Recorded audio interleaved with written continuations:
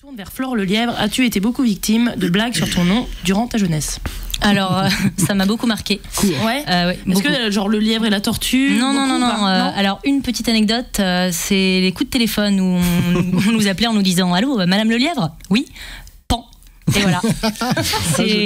Ça a rythmé ma jeunesse. Ah ça ouais. a été un traumatisme. Hein, tu penses, on te l'a fait combien de fois? Mais des inconnus qui te faisaient ça? Bah oui, les jeux au téléphone, on l'a tous fait. C'est vrai que moi je le faisais. Bah oui. Moi je faisais, mais avec Madame Lapin. C'est vrai? Oui, Madame Lapin. D'accord, mais alors Flore, raconte-nous ton projet Le Reflet. Mais qu'est-ce donc le reflet de ton âme? Le reflet. Alors, Le Reflet, c'est un projet de restaurant qu'on souhaite créer sur Nantes. Et dans lequel on trouvera des personnes ordinaires, mais aussi des personnes extraordinaires. Puisqu'on souhaite embaucher des personnes trisomiques en cuisine et en service. Ok, comment ça se passerait concrètement? Alors concrètement, on est parti sur 7 employés, donc 4 personnes trisomiques. Donc on aurait 4 personnes en cuisine, donc moitié-moitié pour fonctionner en binôme. Et puis en salle, 2 serveurs trisomiques et puis un chef de rang manager. T'as déjà tes recrues? Pas encore. Tu penses qu'il va y avoir un casting et ils vont tous se mobiliser pour être dans Le Reflet, hein? Et ben, j'espère de sélectionner. Hein. J'espère. Et puis le but, c'est pas de faire un seul restaurant, mais d'en faire d'autres derrière aussi. Est-ce que ce concept existe quelque part dans le monde? Alors oui. Dans l'univers, galaxie. Oui. Une pizzeria à Rome qui s'appelle la Locanda del Girasoli. Donc c'est une pizzeria qui sur 18 employés embauche 13 personnes trisomiques.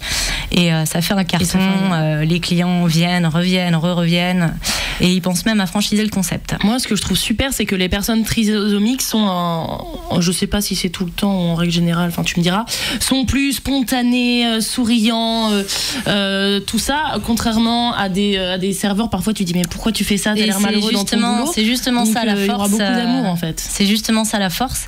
Et c'est de la prise directe. Complètement. Voilà. Et puis je pense qu'ils ont beaucoup à nous apprendre là-dessus parce qu'on a énormément de préjugés, énormément de barrières et finalement on en perd en spontanéité et ça c'est quelque chose qu'ils peuvent nous rappeler. C'est de la ressource. Tout à fait. Toi Thierry, Olivier? Ah bah moi oui. Alors, moi aussi. Hein. On ira, on ira de l'ouverture et tout, tous les midis, tout le temps. Qu'est-ce que je voulais dire? Comment est la vaisselle? Ah oui, alors en fait, le but c'est de créer un lieu qui s'adapte à tout le monde, et notamment aux travailleurs qui seront en situation de handicap.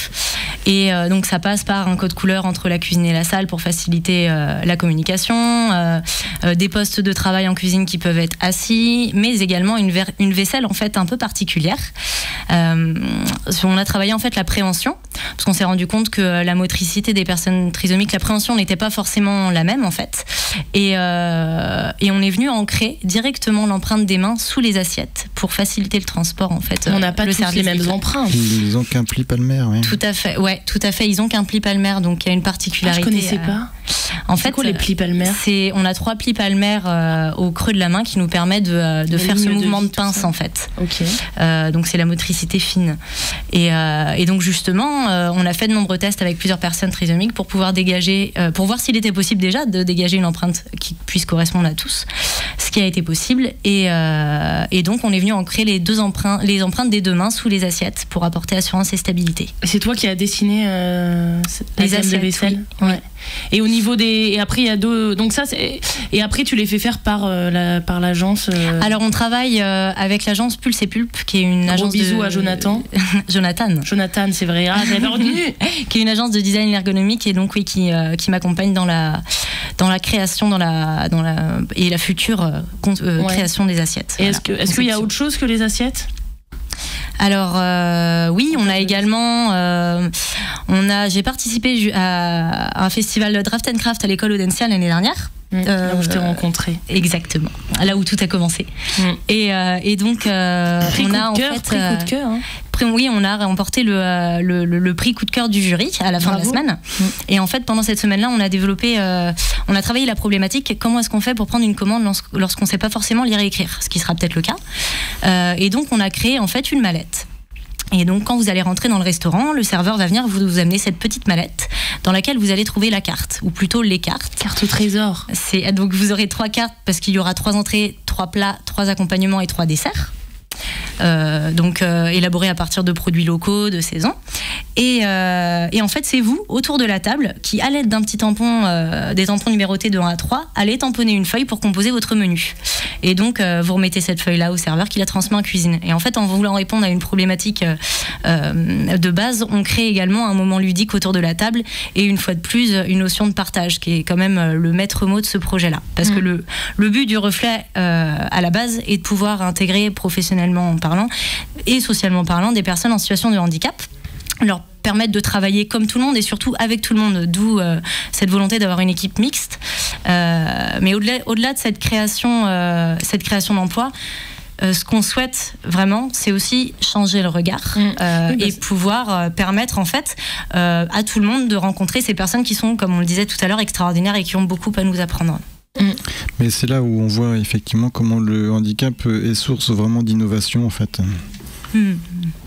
Je crois que le restaurant de Flore, le reflet, ça montre à plein d'étapes, à plein d'endroits, comment effectivement on peut faire autrement. Et du coup, où c'est aussi possible de... Voilà, que c'est à la fois ces assiettes, c'est pour l'appréhension des personnes, mais en même temps, c'est très esthétique, c'est très original.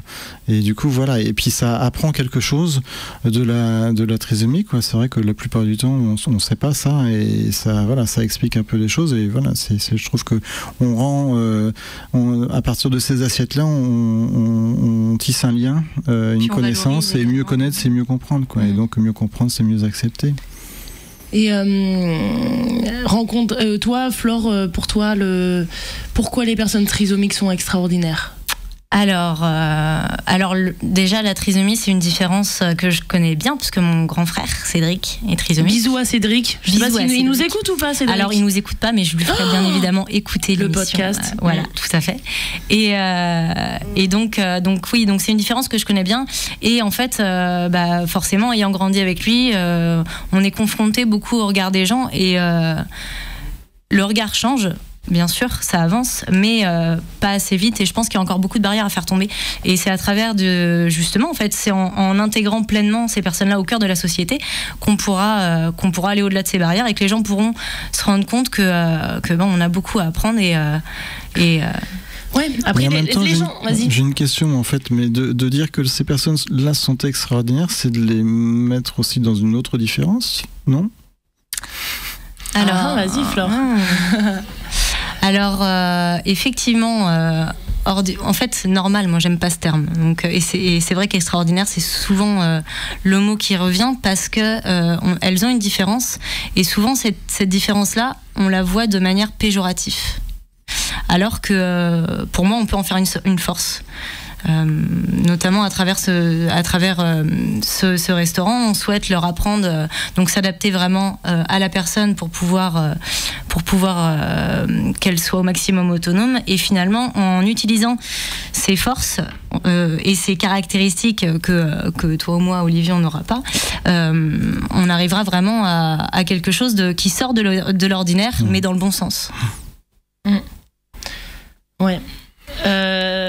Jérôme, qu'est-ce que t'en penses ? Bah non, mais c'est une très bonne initiative. Tu vas aller chez Le Reflet ? Oui, pourquoi pas. Quand ça ouvrira, je serai intéressé. Par contre, l'histoire des tampons, etc., je pense que moi, ça ne me sera pas accessible, mais bon. Ça c'est pas cool, Flore. Hein. T'as pas pensé à Jérôme. On pourra penser à une adaptation. J'ai l'habitude de vivre dans un monde qui n'est pas accessible.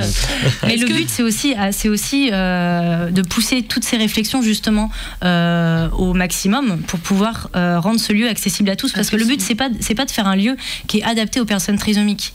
C'est de faire un lieu qui puisse être adapté à tous, et donc tous les handicaps sont pris en compte en fait dans chaque phase de réflexion en fait. Il suffit juste de réfléchir à une autre solution alternative par rapport aux personnes aveugles ou malvoyantes. Une petite carte en braille par exemple. On y pense, hein. Ça c'est quelque chose qu'on a intégré dès le début à notre réflexion.